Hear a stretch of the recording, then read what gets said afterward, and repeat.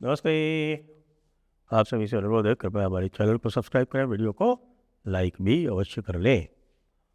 कल जो चुनाव के आंकड़े आए हैं असम और केरला से और पुडुचेरी से भी, उन्होंने हमारे पोलस्टर्स की, चुनाव विश्लेषकों की रातों की नींद हराम कर दी है।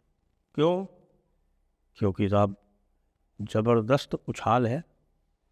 यहाँ तक कि आप ये देखें कि 82.04% जो असम का जो हुआ करता था, वो बढ़ के हो गया 85.74%, यानी सीधे सीधे 3.7% का उछाल है।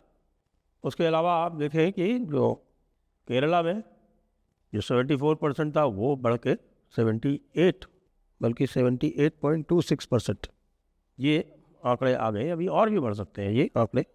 और पुडुचेरी में तो 89.87%, यानी कि लगभग 90%। अब प्रश्न ये उठता है कि इनको किस तरह से देखा जाए। क्योंकि मैं केरला का कहता हूँ कि केरला में ये SIR के कारण है, शुद्ध और स्पष्ट रूप से। क्योंकि SIR में जो 12-13% जो वोट घटा, तो वो वोट सीधे सीधे आप ये देखिए कि जब आप एक फ्रैक्शन लगाते हैं, तो उस फ्रैक्शन में नीचे का जो, इसको बोलते हैं हम डिनोमिनेटर, आपको पता है कि किसी भी फ्रैक्शन में ऊपर का जो हिस्सा होता है उसको न्यूमरेटर कहते हैं और नीचे को डिनोमिनेटर कहते हैं। तो जो डिनोमिनेटर है वो यदि कम हो जाएगा और न्यूमरेटर लगभग वैसा ही रहेगा या थोड़ा बहुत कम होगा, तो भाई प्रतिशत जो है वो बढ़ जाएगा।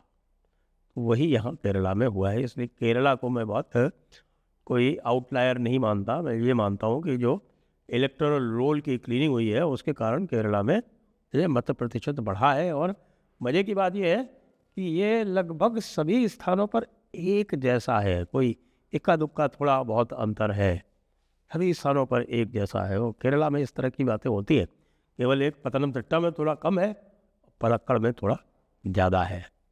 जो मानी जाती है कि साहब की मुस्लिम बहुत अधिक वोट देते हैं, वहाँ का भी कोई आउटलायर नहीं है। यानी कि ऐसा नहीं है कि साहब की मलप्पुरम का जो वोट प्रतिशत है वो कोई बाकियों से 4-5% अधिक है, नहीं, 1-1.5%। तो केरला में इस मत प्रतिशत को देख के कुछ भी कह पाना संभव नहीं है, केवल मत प्रतिशत को देख के। बाकी जब ग्राउंड रिपोर्ट और आएंगी और सब जब रिफाइन होगा और बात पता चलेगी कि कहाँ पे किस तरह का क्या हुआ, तब वो आगे वो एग्जिट पोल और पोस्ट पोल के जो एक्शंस होते हैं वो जब किए जाएंगे, तब पता चलेगा कि भाई केरला में आखिरकार क्या हुआ।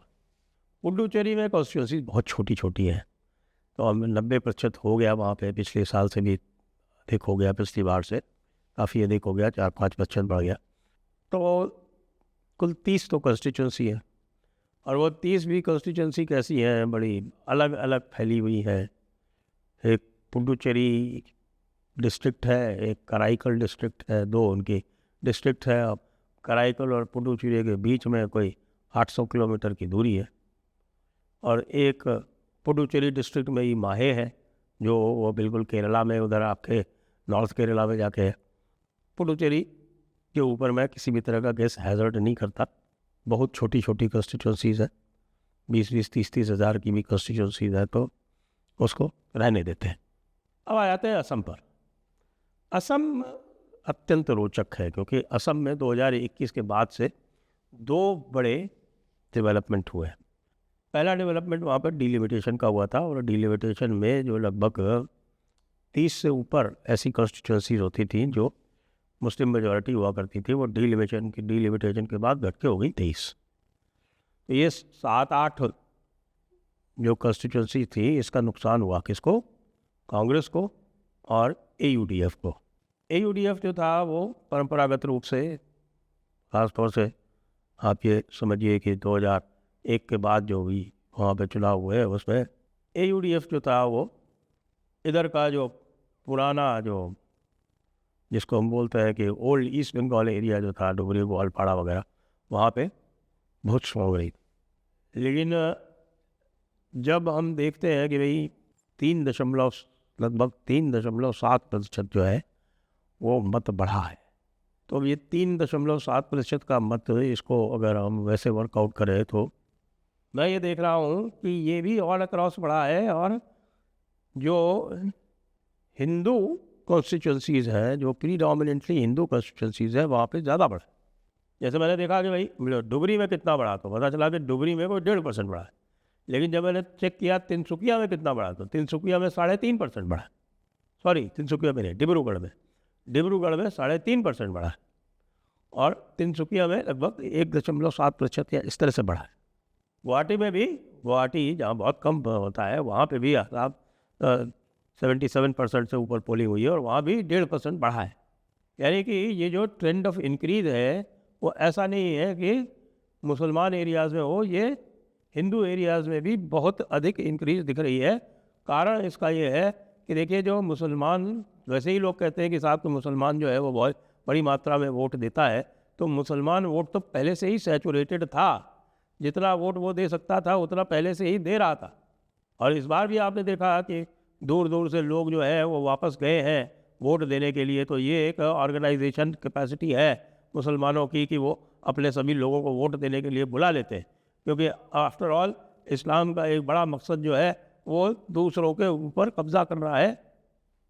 जी हाँ, लिखा हुआ है, उनकी किताब में लिखा हुआ है। ऐसी मैं कोई सुनी सुनाई बातें नहीं कर रहा हूँ, साफ साफ है। कुरान में अल अनफाल 8वां चैप्टर, उसकी 39 आयत क्या कहती है? वो यही कहती है कि साहब की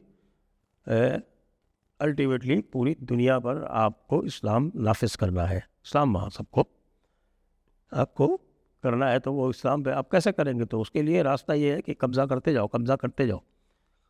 इसी कब्ज़े को आपने देखा कि हेमंत बिश्व शर्मा ने बड़ी निर्ममता कह सकते हैं उसको, लेकिन मैं कहूँगा कि बिना किसी मुरव्वत के उन्होंने इसको समाप्त किया है। और ये कब्ज़े वब्ज़े जो है वो बहुत स्ट्रिक्टली, सख्ती से हटाए। ये जो 3.7% का जो उछाल है असम में, वो मेरे हिसाब से पूरी तरह से हेमंत बिश्व शर्मा को ही फेवर करेगा। फेवर करेगा का मतलब ये हुआ कि उनके लिए अवेलेबल सीट जो है वो है 103, क्योंकि 23 सीटें ऐसी हैं जहाँ पर किसी भी हालत में जो एनडीए गठबंधन है, जो बीजेपी प्लस वाला जो गठबंधन है, वो नहीं जीत सकता। तो वो नहीं जीत सकता, तो फिर वो इन 103 सीटों में से आज के जो परफॉर्मेंस उनकी है, विशेषकर जैसे बारपेटा इत्यादि, बारपेटा जो है उसमें लगभग 50-50 सिचुएशन है। और बारपेटा की 50-50 सिचुएशन में वहाँ 90% से ऊपर पोलिंग हो जाना, वो ये दिखाता है कि भाई हिंदुओं ने इस बार पूरा डट के मुकाबला किया है, छोड़ा नहीं है किसी भी तरह से। और इसलिए मैं ये अब मान रहा हूँ कि जो लोगों की भविष्यवाणियाँ आई थी, एक भविष्यवाणी थी 82 to 92 की, वो मेरे ख्याल से वोट वाइफ वालों की थी, और दूसरों की जो भविष्यवाणी थी वो 92 to 102 थी। तो मैं इस पोलिंग के बाद और इस टर्नआउट के बाद ऐसा मानता हूँ कि वो जो 92 to 102 का फिगर है वो अधिक संभावित है, वह अधिक संभावित है। तो ये आप मान के चले कि अब ये पिछली बार ये रुक गए थे कोई 75-75 पे, 64 है वहाँ का मिड पॉइंट, तो वो पिछली बार 75-76 पर रुक गए थे। तो इस बार ऐसा नहीं होगा, इस बार जो है ये 90 तक जाएंगे या 90 क्रॉस करेंगे। ये आज की जो ये पूरी की पूरी जो एक्सरसाइज हुई है और जो वोटर टर्नआउट आया है उससे ऐसा प्रतीत हो रहा है। ये मेरा ये आरंभिक विश्लेषण है।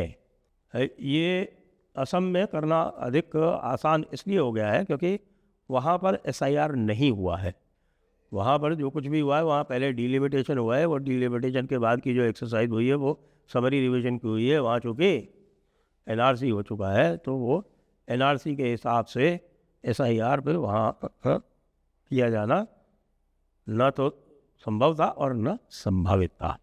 तो ये मान लें कि यहाँ ये स्थिति है।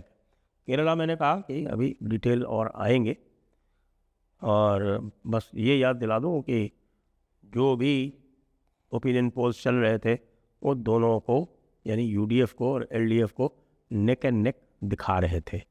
वो नेक और नेक रहते हैं, नेक रहते हैं, या कि पिछली बार की तरह फिर एलडीएफ बड़ी संख्या से आगे निकल जाती है या यूडीएफ उनको पीछे कर देती है, ये देखना अभी बाकी है।